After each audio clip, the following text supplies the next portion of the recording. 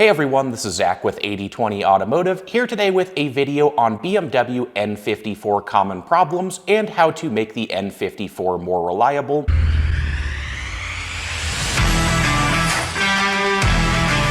The N54 was never known to be a reliable engine, especially when it was much newer, and that's further exasperated by the fact that now most N54s on the road are between roughly 16 to 20 years old. So there were some early common problems with these engines, but when an engine gets that old, even things that weren't common 15 years ago are just naturally going to run into problems nowadays. So the ultimate point being the N54 isn't the most reliable engine around. However, it can be made to be very reliable and very fun. It just takes knowing your way around these engines and knowing what kind of preventative maintenance and items to address. So without further ado, let's go ahead and jump straight in and discuss some of the most common problems with the BMW N54. Number one on the list, tying a few things together here, I want to talk about the entire cooling system. Really, everything about the cooling system can be problematic, including the water pump, coolant expansion tank, any hoses, the radiator itself, and even the electric cooling fan is known to fail. So these are all common issues that can very easily leave you stranded, since often a coolant pipe will completely split or crack in half, and something like that will leave you stuck on the side of the road. Moving on to number two, again, lumping a few things together here as well. There are oil leaks. So the oil filter housing gasket, the valve cover gasket, and the oil pan gasket are all the most common areas for oil leaks to develop on the N54. And a few other of the most common problems include carbon buildup on the intake valves and ports, fuel injector failure, and turbocharger failure. So these are really going to be the main issues with the N54. As I mentioned briefly, we are talking about an old engine, so things like a crankshaft position sensor aren't a common problem, but I did run into that issue on my N54 at one point. Now, with all that said, if you're looking to buy an N54 and you want to make it more reliable,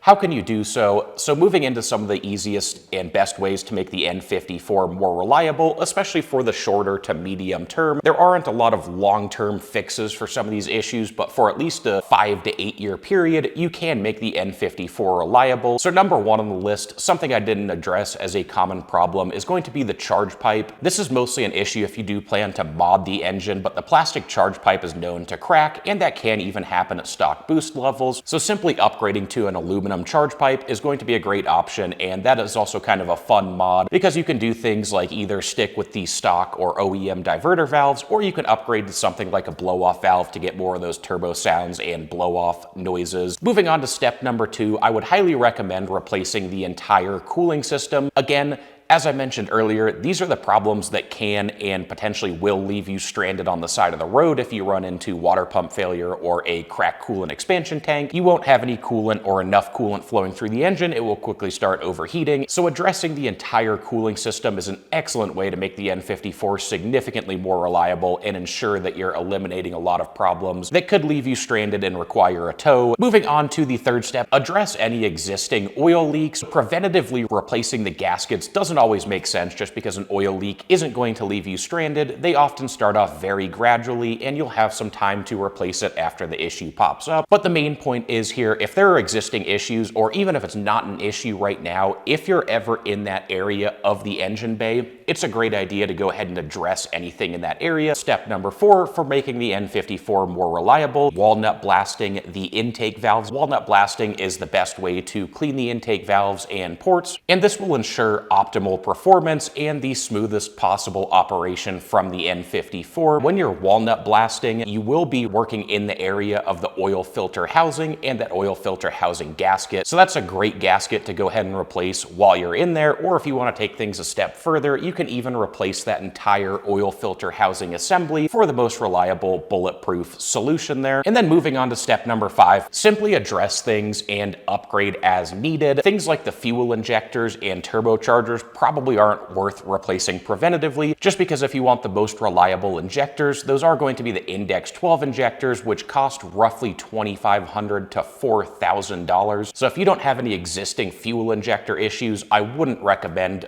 replacing that preventatively, but it's something to keep in mind that that could be an issue in the future. Same thing with turbochargers. Turbos are going to run anywhere from about $1,000 for OEM or OEM plus turbos to $4,000 plus for upgraded turbos or single turbo conversions, so probably not something you want to do upfront unless you're planning on doing those mods anyway, but wouldn't necessarily recommend it just for reliability. So now with that out of the way, if you're really in the market for one of these cars and you're curious what it really takes to own an N54, make it reliable, fun, and fast, I would highly recommend putting aside $3,000 to $5,000+, and I would plan on spending roughly that first $3,000 on preventative maintenance, any existing maintenance that might need to be taken care of, things like spark plugs, ignition coils, fluid changes, obviously oil's a big one, but coolant flushes, anything like that, addressing any potential issues with the brakes or replacing those. And then again, all of that preventative maintenance I talked about, with the most important thing really being replacing and addressing that cooling system, addressing any potential existing oil leaks, and walnut blasting the intake valves. So that's going to be roughly your first $3,000, depending on what repair shop you use or whether you DIY it. It could be a little cheaper or a little bit more expensive. After that, if you put more aside, I would highly recommend planning to spend the next $2,000 to $4,000 on suspension upgrades and a complete suspension refresh. So you don't have to do any upgrades in the process, but at least refreshing the suspension will go a long way. And even again, throwing some upgrades in the mix will take things even further. At this point, you probably are about $5,000 to $6,000 deep, and you haven't done any engine upgrades yet, which this is honestly the best path to go with the N54. I know they make a lot of power easily, and it's tempting to go buy one and drop $2,000 on bolt-on modifications right off the bat, but suddenly you might find yourself in over your head when you realize the suspension is old and worn out and needs to be addressed, and you start running into things like water pump failure, cracked coolant expansion tanks. Suddenly this car can get very expensive, which is why I recommend, again, starting with preventative maintenance and any existing maintenance that needs to be addressed, move on to a suspension refresh and potentially suspension upgrades. Now you've built an excellent foundation for making a fun, fast, reliable car. You've got something that handles well and is very safe, and you have something that's addressed a lot of the major components that could leave you stranded, and now's a great time to get into some engine upgrades and start pushing more power if that's your end goal with the N54. Anyway guys, hope you appreciated the content. If you enjoyed the video, please hit that like button, subscribe to the channel, and stay tuned for more in the future.